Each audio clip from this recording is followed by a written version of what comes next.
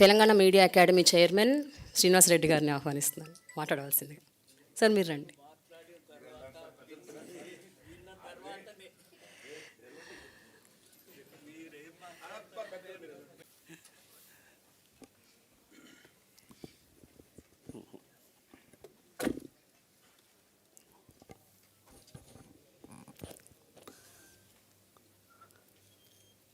Telugu film journalist association తరఫున ఏర్పాటు చేసినటువంటి సభకు ఆహ్వానించిన మీ అందరికీ, అలాగే మా ఏజ్ అయిపోయింది ఆ సినిమాలకి, విజయ దేవరకొండ,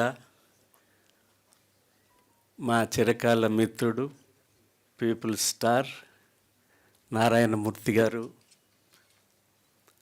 అసోసియేషన్ అధ్యక్షులు లక్ష్మీనారాయణ గారు, ప్రధాన కార్యదర్శి రాంబాబు గారు,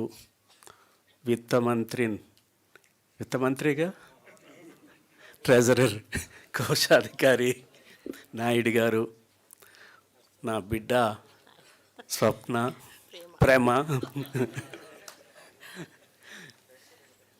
అందరికీ నమస్కారం. చాలా సంతోషం. నా కోరిక వారిద్దరి ప్రసంగాలు వినాలని.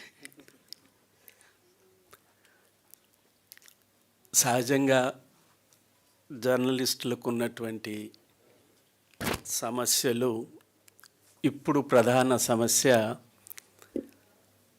ఇండ్ల సమస్య, స్థలాల సమస్య. రెండు, చాలా సంతోషం, ఉమ్మడి రాష్ట్రంలో ఆంధ్రప్రదేశ్ వర్కింగ్ జర్నలిస్ట్ యూనియన్ జర్నలిస్టుల వైద్యానికి సంబంధించి చాలామంది జర్నలిస్టులు అనారోగ్యం పాల్గొవటం, ఒక లెక్క వేస్తే 2014 తర్వాత మన రాష్ట్రంలో ఎక్కువ హార్ట్ అటాక్స్, యాక్సిడెంట్స్, క్యాన్సర్ వస్తుంది. క్యాన్సర్ కూడా ఊహించలేదు. తర్వాత కిడ్నీ, జర్నలిస్టులు ఎదుర్కొంటున్నటువంటి 182 మంది చనిపోయారు. ఇక్కడ కొత్త గవర్నమెంట్ వచ్చినప్పుడు వారి దృష్టికి తీసుకెళ్ళాము. దేశ స్థాయిలో తీసుకెళ్లాలని పార్లమెంట్కు వెళ్ళి రాజకీయ నాయకులందరికీ చెప్పాము, ఒక భద్రత కల్పించాలని. అంతకుముందు 1,00,000 రూపాయలతో సౌకర్యము, వైద్య సౌకర్యము, ప్రీమియం 1/3 జర్నలిస్టులు, 2/3 గవర్నమెంట్ కట్టుకునే రకంగా చాలా కాలం బాగా పనిచేసింది. విభజన తర్వాత అక్కడ ఆ గవర్నమెంట్ మర్చిపోయింది, ఇక్కడ ఈ గవర్నమెంట్ మర్చిపోయింది. ఈ చనిపోయిన వారి సంఖ్య ఆనాడు ముఖ్యమంత్రి గారి దృష్టికి, కేసీఆర్ గారి దృష్టికి తీసుకెళ్ళినప్పుడు ఉద్యోగులకు చేసిన సౌకర్యాన్ని జర్నలిస్టులకు చేస్తామని హెల్త్ కార్డ్స్ ఇచ్చారు. అది కొంతకాలం పనిచేశాయి. ఆ తర్వాత లాస్ట్ ఇయర్స్లో దాన్ని నిరాకరించటం మొదలైంది. ఇప్పుడు మీరు వర్కింగ్ జర్నలిస్టులుగా, ఫిలిం జర్నలిస్టులుగా అసోసియేషన్ తీసుకున్న చర్యని, అసోసియేషన్ చేపట్టినటువంటి బీమా సౌకర్యం మనసారా అభినందిస్తున్నాను. దిల్ రాజు గారు,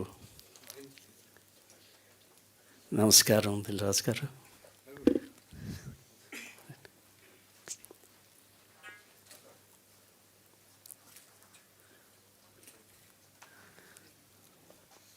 ఇవ్వండి.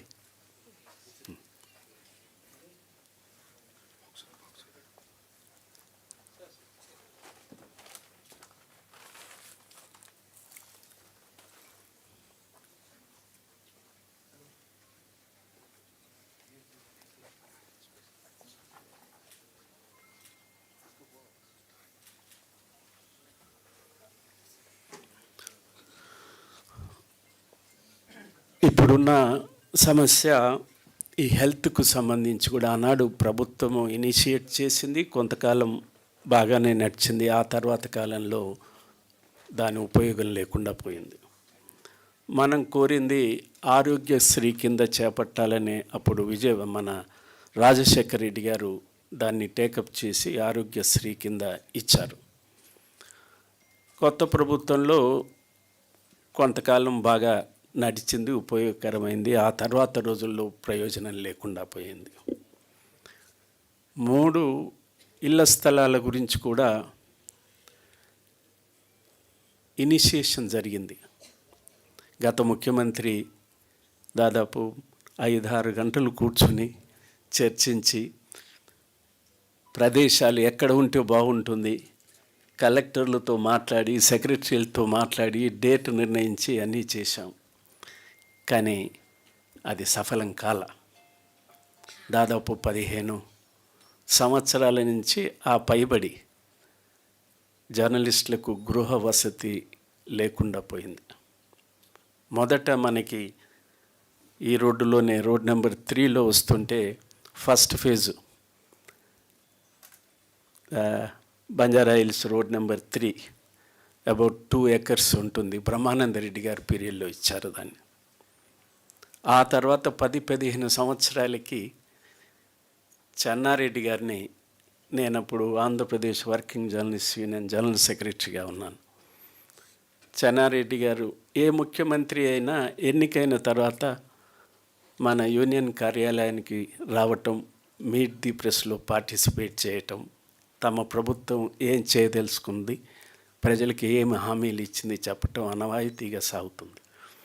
గత 10 సంవత్సరాల్లో అది సాధ్యం కాలేదు. అప్పుడు చెన్నారెడ్డి గారి దృష్టికి తీసుకొస్తే జూబ్లీ హిల్స్లో ఇస్తామని చెప్పి 25 acres ఇచ్చాడు. 228 మందికి ప్లాట్లు లభించాయి. కొన్ని నేను సెక్రటరీగా 6 సంవత్సరాలు పనిచేసిన తర్వాత 32 ప్లాట్లు ఖాళీగా వదిలిపోయినా. దాన్ని నింపటానికి 228 ప్లాట్లను నింపటానికి హైదరాబాద్లో సరిపోకపోతే ఫస్ట్ మన పక్కనున్న విజయవాడలో అడిగాము ఎవరన్నా వచ్చి చేరతారని. విజయవాడలో సాధ్యం నిండకపోతే చెన్నై వాళ్ళని అడిగాము.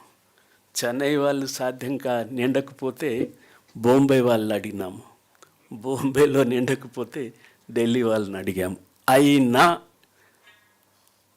ప్లాట్లు కొన్ని 32 ప్లాట్లు ఖాళీగానే ఉండేవి. ఇప్పుడు విస్తరించింది, మీడియా విస్తరించింది, టెలివిజన్ ఛానల్స్ వచ్చాయి. టెలివిజన్ ఛానల్స్ని మించి సోషల్ మీడియా వచ్చేసింది.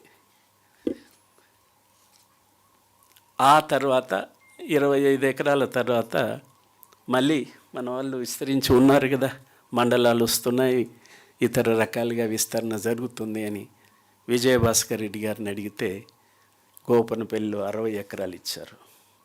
అక్కడ 1100 మందికి అట్లాగా అవకాశం వచ్చింది. ఆ తర్వాత 10-12 సంవత్సరాల తర్వాత రాజశేఖర రెడ్డి గారిని అడిగితే ఆయన అంగీకరించి 70 ఎకరాలు ఇచ్చారు. అది దాని పేరు జవహర్లాల్ నెహ్రూ హౌసింగ్ సొసైటీ. ఈ 3 ఒకే society Hyderabad journalist cooperative housing society కింద ఉన్నాయి కాబట్టి అన్విల్దీ అవుతుంది మేనేజ్ చేయటమని జవహర్లాల్ నెహ్రూ కోఆపరేటివ్ హౌసింగ్ సొసైటీని 70 ఎకరాలు 2 ప్రదేశాల్లో ఇచ్చారు. కోర్టు వివాదాలు వచ్చాయి. ఇప్పుడు తప్పనిసరిగా ముఖ్యమంత్రి గారు రేవంత్ రెడ్డి గారు మాట్లాడారు, సమాచార శాఖ మంత్రి పొంగులేటి శ్రీనివాసరెడ్డి గారు మాట్లాడారు. చాలా స్పష్టంగా చెప్పారు, మా ప్రభుత్వము జర్నలిస్టులకి ఇళ్ల స్థలాలు, హెల్త్ కార్డులు, అక్రిడిటేషన్ కార్డులు సమస్య లేకుండా పరిష్కరించడానికి సిద్ధంగా ఉన్నామని ప్రకటించారు. ఆ సందేశం ఆదేశం నాతో కూడా చెప్పారు. ఆ మార్గంలోనే మొదటి జవహర్లాల్ నెహ్రూ హౌసింగ్ సొసైటీకి 70 ఎకరాలు ఇచ్చారు. వారి లైవ్ లిస్టులో ఉన్నది 1100 48 మంది దాంట్లో చనిపోయిన వాళ్ళు ఉన్నారు. కోర్టుకు వెళ్ళారు కాబట్టి 11 సంవత్సరాలు 12 సంవత్సరాలు పూర్తయి సుప్రీంకోర్టు నుంచి తీర్పు వచ్చేసరికి కొంతమంది చనిపోయారు. వారందరికీ ఇవ్వటానికి ఆ స్థలం సరిపోతుంది. 70 ఎకరాలు. ఇంకొక 38 ఎకరాలు అవుట్ ఆఫ్ 70లో 38 ఏకర్స్ వారికి హ్యాండ్ ఓవర్ చేయాల్సి ఉంది. ఖచ్చితంగా ఈ ప్రభుత్వం ఆ భూమిని హ్యాండ్ ఓవర్ చేయటానికి చర్యలు తీసుకుంటుంది. ఈ ఎన్నికల ఏమంటాము రిస్ట్రిక్షన్స్ నోటిఫికేషన్ కోడ్ వచ్చింది కాబట్టి June 6 వరకు ఈ కోడ్ ఉంటుంది. కోడ్ తర్వాత అది జరుగుతుంది. ఇక రెండవది జూబ్లీ హిల్స్ కోఆపరేటివ్ హౌసింగ్ సొసైటీలు, అంటే ఈ 3 సొసైటీలు నిర్వహిస్తున్నటువంటి journalist cooperative, Hyderabad journalist cooperative housing society, వారి పక్కనే ఒక 9 ఎకరాలు ఉన్నాయని చెప్తున్నారు. వారికి ఇచ్చిన 60 ఎకరాలు కాకుండా అడ్జసెంట్గా 9 ఎకరాలు, అది అనుకూలంగా ఉంటే సరే. ఇవి కాకుండా ప్రభుత్వము, ఎన్నికలు, గవర్నమెంటు మార్పు దశలో మిత్రులు కొందరు కొత్త సొసైటీ, రమేష్ నవ్వుతున్నాడు, రమేష్ బాబు, వాళ్ళు ఒక 2,000 మందిని ఎన్రోల్ చేసి పెట్టినట్టు చెప్తున్నారు. 3,000 మంది.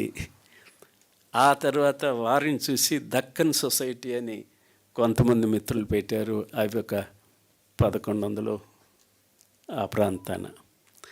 వీరెవరు కవర్ చేయని జర్నలిస్టులు ఇంకొక 1000 మంది వరకు ఉంటారు బయట, ఏ సొసైటీలో జాయిన్ కాని వాళ్ళు. 2 సొసైటీల్లో సభ్యత్వం ఉన్న వాళ్ళు కొంతమంది ఉన్నారు. ఏమైనా అన్నింటిని చూస్తే ఒక 3-4 వేల మంది, 5,000 మందికి మించరు. దీంట్లో 1000 మంది పోయారుగా. జవహర్లాల్ నెహ్రూ దీంట్లో లెక్క కాదు. అక్కడ అవకాశం ఉంది. ఆలోచన ఏమిటంటే హైదరాబాద్కు 4 వైపులా ఒకే దగ్గర ఇన్ని ఎకరాలు ఇంక ఇప్పుడు సాధ్యం కాదు. బంగారానికి విలువ ఉందో లేదో తెలియదు, కానీ హైదరాబాదు భూములకు మాత్రం భూమి ఉంది, బంగారానికి ఎక్కువగా ఖరీదు ఉంది. కాబట్టి 4 చెరగుల 10 ఎకరాల, 20 ఎకరాల, 30 ఎకరాల దొరకటం కష్టమే కాదు. అది ప్లాట్లు చేసి ఇవ్వటమా, ఫ్లాట్లు చేసి ఇవ్వటమా ఆలోచన చేస్తున్నాం. బయట సొసైటీ బయట ఉన్న జర్నలిస్టులకు కూడా, సొసైటీ లోపల ఉన్న వారికైనా సొసైటీ ఒక ప్రొఫార్మా తయారు చేసి గైడ్లైన్స్, మార్గదర్శకాలు పెట్టి వాటిని ఫిలప్ చేసిన వారికి, అంటే వాటిని పరిపూర్తి చేసిన వారికి ఆ గైడ్లైన్స్ ప్రకారంగా వర్తించి ఉన్న వాళ్ళకి సొసైటీలో ఉన్నా లేకున్నా అందరికీ హౌస్ సైట్స్ ఇవ్వాలని చెప్పే భావంతో ఉన్నాం. దానికి ఆ మార్గదర్శకాలను, ఆ ప్రొఫార్మాను రూపొందించే క్రమంలో ఉన్నాం. అందువల్ల all eligible people working journalist in the state, I assure you positively they will get the plots. Flats కట్టాలన్న భావనతో కూడా ఉన్నారు. నేను మీ అందరినీ విజ్ఞప్తి చేసేది, we should not ask for free anything. మనకన్నా కింది వర్గాలు ఉన్నాయి. 33 రూపాయలకు రోజు ఖర్చు పెట్టలేని అర్బన్ ఏరియాలో 33 రూపాయలు కూడా దినం ఖర్చు పెట్టలేని వ్యక్తులు బిలో పావర్టీ లైన్ కింద ఉన్నారు. 26 రూపాయలు ఖర్చు పెట్టలేని, రోజుకు 26 రూపాయలు ఖర్చు పెట్టలేని ప్రజలు రూరల్ ఏరియాలో ఉన్నారు, below poverty line. Below poverty line definition ఇది. ఎబో పావర్టీ లైన్ ఉన్నారు 33 కాదు, అంతకన్నా ఉన్నవాళ్ళు పేదవాళ్ళు ఉన్నారు. కానీ బిలో పావర్టీ లైన్ పీపుల్ మనం దృష్టిలో పెట్టుకోవాలి. అందుకని we should not ask for free. మన కట్టే శక్తి మేరకు కడదాం. రూపాయలు 80 లక్షలు హైదరాబాదులో భూములు ఉన్నాయి, మనకు సాధ్యం కాదు కట్టడం. అందుకని మార్కెట్ రేట్ కాకుండా జర్నలిస్టులకి వారి ఆదాయాల ప్రకారంగా నిర్ణయించి భూమిని అక్కడ ఎంత పెట్టారు, చాలానే పెట్టారు. జవహర్లాల్ నెహ్రూ ఆ రోజు కట్టడానికి జూబ్లీ హిల్స్ హౌసింగ్ సొసైటీలో మేము నిర్ణయించింది 7,500 ఎకరం. ఫిలింనగర్కి జర్నలిస్ట్ కాలనీకి జూబ్లీ హిల్స్ జర్నలిస్ట్ సొసైటీ స్థలానికి ఎకరానికి 25 ఎకరాలు, వారి 100 ఎకరాలు 7,500. ఇప్పుడు ఆ స్థితి లేదు కాబట్టి కొంతమేరకు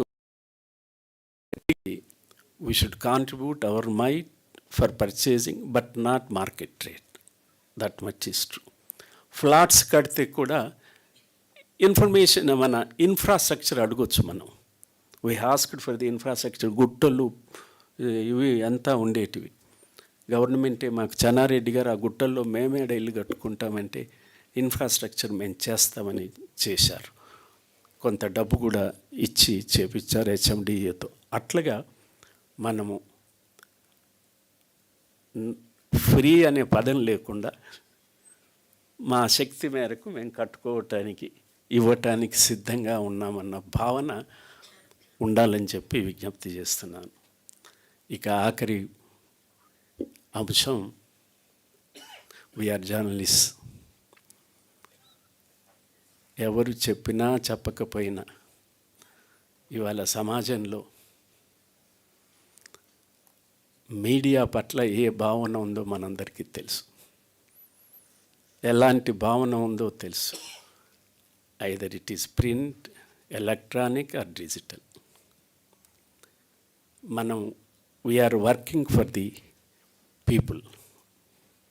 ఫోర్త్ ఎస్టేట్, ఈ ఫోర్త్ ఎస్టేటు ప్రజా ప్రయోజనానికి, పబ్లిక్ గుడ్, దాన్నే పబ్లిక్ గుడ్ అంటాం, ప్రజా ప్రయోజనానికి పనిచేస్తున్నాం. క్వాలిఫికేషన్స్ ఏం లేవు. రాజకీయ నాయకుడికి, సోషల్ వర్కర్కి ఏముంటుందో మనకు అదే. ఏ క్వాలిఫికేషన్ లేకపోయినా నేను జర్నలిస్ట్ అనే హక్కు ఉంది. ఏ క్వాలిఫికేషన్ లేకపోయినా నేను ఇంజనీర్ని, డాక్టర్ని అని చెప్పే హక్కు లేదు.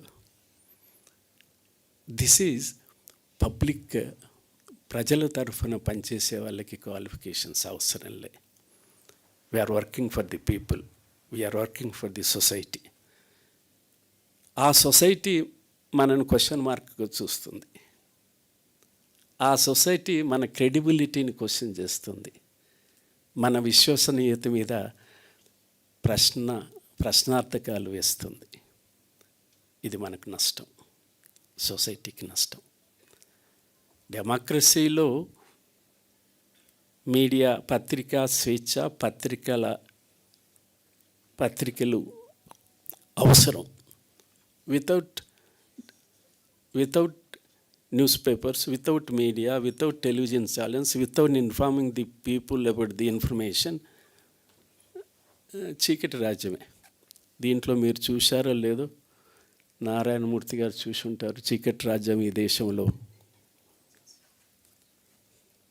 ఎమర్జెన్సీ చూసాం మేము. నేను ఇక్కడ హైదరాబాద్లో పనిచేస్తున్నా, హైదరాబాద్లో విశాలాంధ్ర కరెస్పాండెంట్గా. మేము వార్తలు రాసిన తర్వాత ఇన్ఫర్మేషన్ డిపార్ట్మెంట్కి వెళ్ళి, అప్పుడు రాజ్యం సిన్హా గారు డైరెక్టర్, వారికి ఇస్తే వారు ఎర్ర పెన్నుతో టిక్ చేస్తే ఓకే, ఎర్ర పెన్నుతో గుండు సున్నా పెడితే వేయటానికి వీళ్ళే. అది మనం రాసే వార్తలకే కాదు, శాసనసభలో, చట్టసభలో మంత్రులు చేసే, ప్రతిపక్షాలు వదిలిపెట్టండి, మంత్రులు చేసే ప్రకటనలు కూడా రాయటానికి వీల్లేదు. వాళ్ళ ఆమోదం పొందాలి, ఒక్క ముఖ్యమంత్రి తప్ప. అలాంటి చీకటి రోజులను ప్రజలు హర్షించరు. స్వేచ్ఛ అత్యంత విలువైంది. నైజాంని ఎందుకు పంపించారు? యూనివర్సిటీ కట్టాడు, హైకోర్టు కట్టాడు, ఎన్నో మోడల్ బిల్డింగ్స్ ఉన్నాయి. నైజాంను మర్చిపోలేం. బ్రిడ్జిలు కట్టాడు. స్వేచ్ఛ లేదు, అణిచివేత. ఇందిరాగాంధీని ఎందుకు ఓడించారు? ఎన్నో మంచి పనులు చేసింది. ఈ దేశంలో పేదవాళ్ళకి తలెత్తుకు తిరిగే రకంగా సామాజిక గౌరవాన్ని పెంపొందించింది.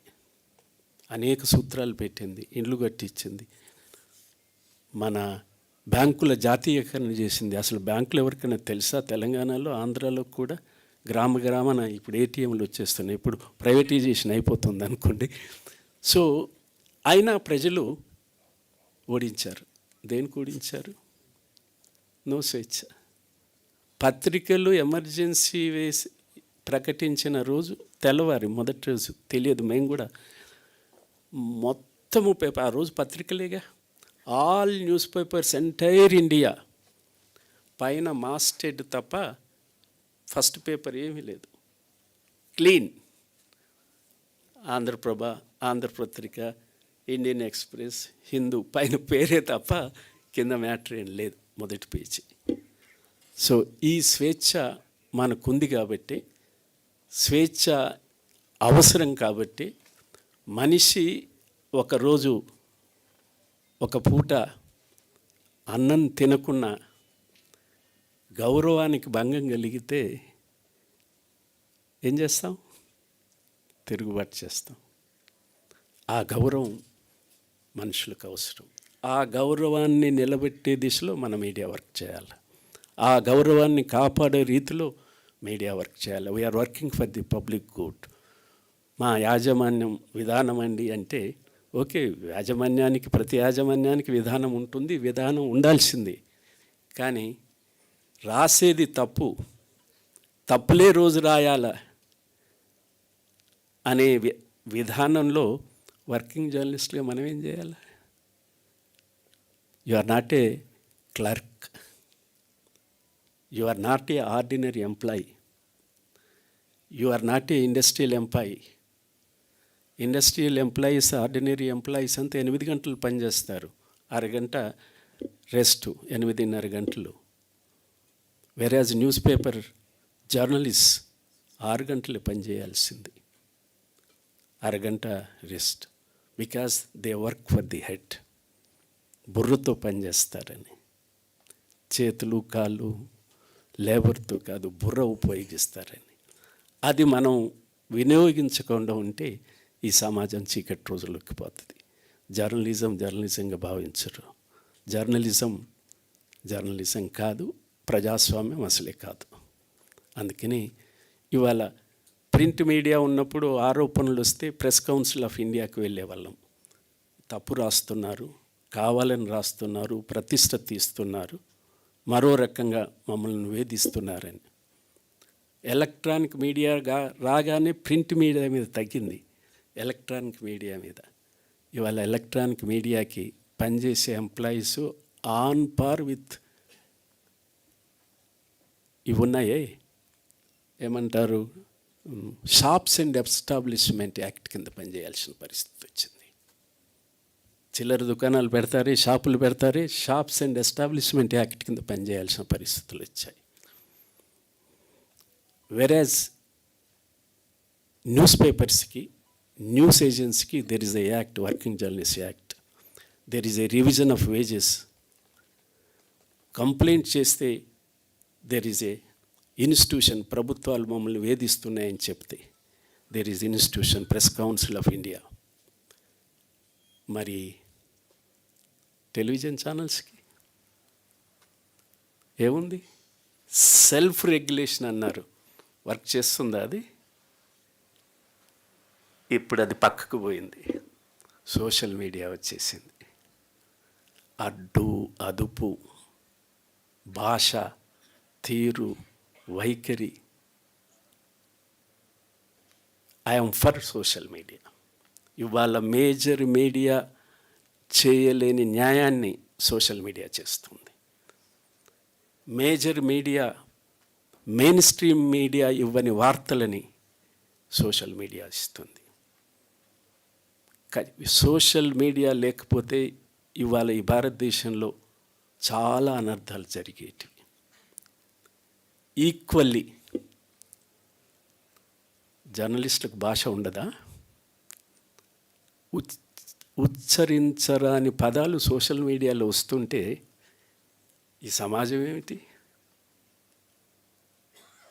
మహిళలని ఏ రకంగా చూపిస్తారో సోషల్ మీడియాలో, పర్సన్స్ని. Journalism is one.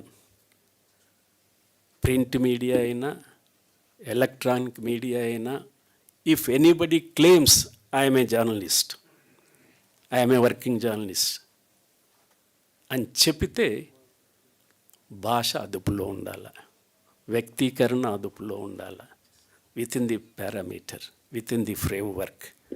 స్వేచ్ఛ ఉందని పక్కవాన్ని కొడితే ఏం చేస్తాడు? నాకు స్వేచ్ఛ అని చెప్తే.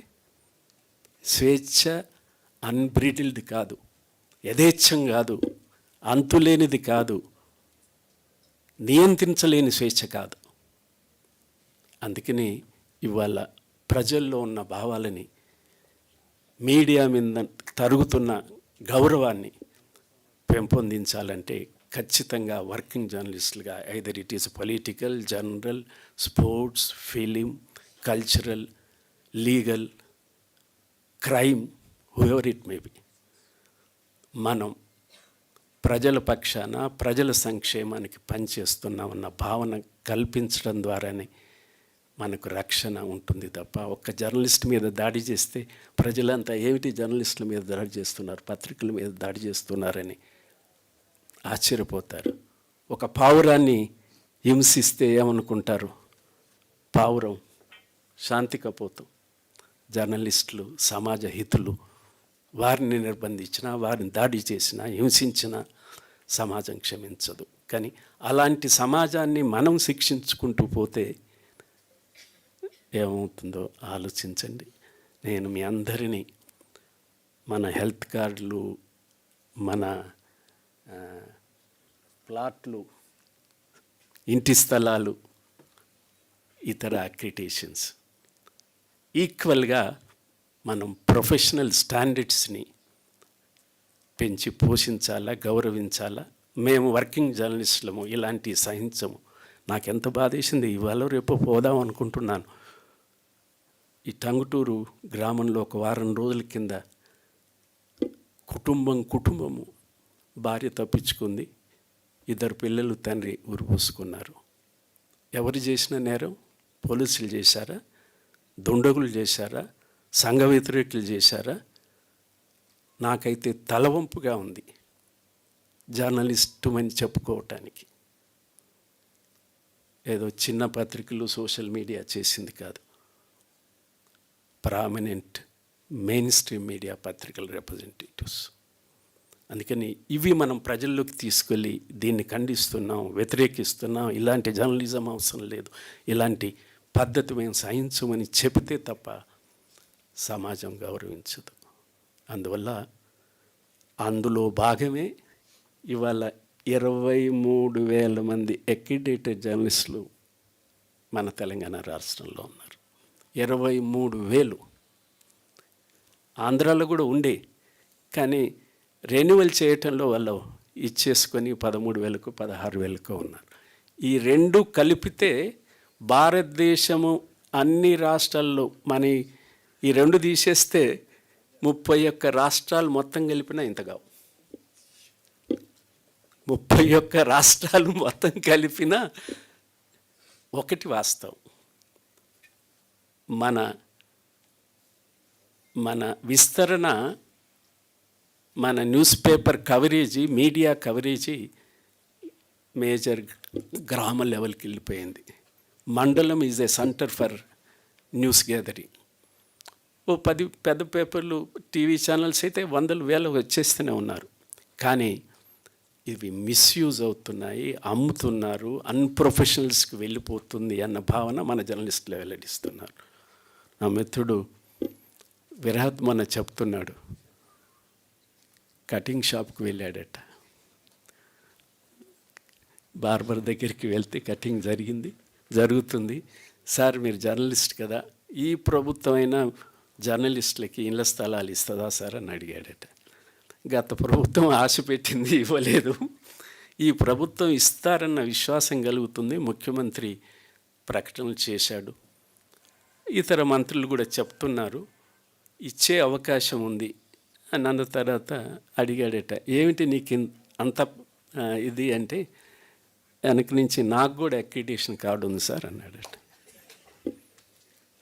సో దీన్ని మనం వడపోయకపోతే అమ్ముకుంటున్నారు, బాహాటంగా ఇచ్చేస్తున్నారు. అసలు ప్రొఫెషనల్ వాళ్ళకి సిగ్గుగా ఉంది.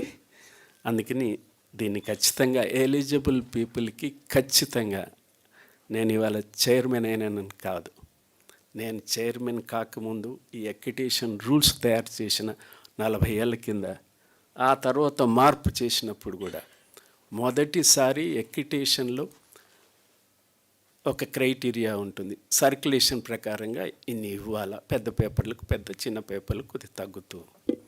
మొదటిసారి అక్విటేషన్ ఫిల్మ్ జర్నలిస్టులకు ఇచ్చింది మా కమిటీని రూల్స్ ఫ్రేమ్ చేసింది. దిస్ ఈజ్ ఫిల్మ్ జర్నలిస్టులకి పేపర్లకి ఇచ్చే కోటా నుంచి మినహాయించాలి. That is apart. 20 న్యూస్ పేపర్కి ఇవ్వాలంటే ఒక పెద్ద పేపర్కి ఈ ఒకటిని దాంట్లో కలపొద్దు. అలాగే స్పోర్ట్స్ జర్నలిస్టులకి ఏర్పాటు చేసాం, కల్చరల్ జర్నలిస్టులకి ఇచ్చాము. ఆ రకంగా సెక్టోరియల్ వాళ్ళకి, ఫోటో జర్నలిస్టులకి చేసాం. మీరు దూరం కావద్దు మెయిన్ స్ట్రీమ్కి. మేము ఫిల్మ్ జర్నలిస్టులమే, మేము ఫోటో జర్నలిస్టులమే, మేము క్రైమ్ జర్నలిస్టులమే. మీ ప్రొఫెషన్లో you are discharging the duty, you are a working journalist, main స్ట్రీమ్లో ఉండాలి. మీ నాయకులందరినీ చెప్తున్నాను, ఇలాంటి సౌకర్యాలు పొందేటప్పుడు అందరూ యూనిటీగా ఉండాలి. నేను మొన్న అన్ని సొసైటీల వాళ్ళని ఇండివిజువల్గా మాట్లాడాను. మిగతా సొసైటీలు మీరంతా ఏ క్రైటీరియా ప్రకారంగా మెంబర్షిప్ తీసుకున్నారు, ఎంత డబ్బు తీసుకున్నారు, యావరేజ్ వస్తుంది. ఒక 10 సంవత్సరాల వలన, 5 సంవత్సరాల వలన, 6 సంవత్సరాల వలన క్రైటీరియా తెలియాలి మనకు. ఇవ్వగానే రాగానే కార్డు చూపించి అంటే సాధ్యం కాని పని. అందుకని ఆ ఎక్సర్సైజెస్ జరుగుతున్నాయి. నేను మీ అందరికీ విజ్ఞప్తి చేసేది, మన ప్రొఫెషన్ విలువ, స్టాండర్డ్ ఆఫ్ జర్నలిజం, ఎథికల్, వీటిని ఇంకా పెంచుకోవటానికి ప్రయత్నం చేద్దాం. ప్రభుత్వం మీద నాకు విశ్వాసం ఉంది. ముఖ్యమంత్రి స్వయంగా మాట్లాడాడు కాబట్టి, మంత్రులు స్వయంగా మాట్లాడారు కాబట్టి, రేపు 26 జూన్ తర్వాత వెళ్ళిపోయిన తర్వాత ఖచ్చితంగా ఎలిజిబుల్ జర్నలిస్టులకి, జెన్యూన్ జర్నలిస్టులకి, whether they are in the society or outside the society, they will get the plots, health cards and accreditation cards. Thank you very much.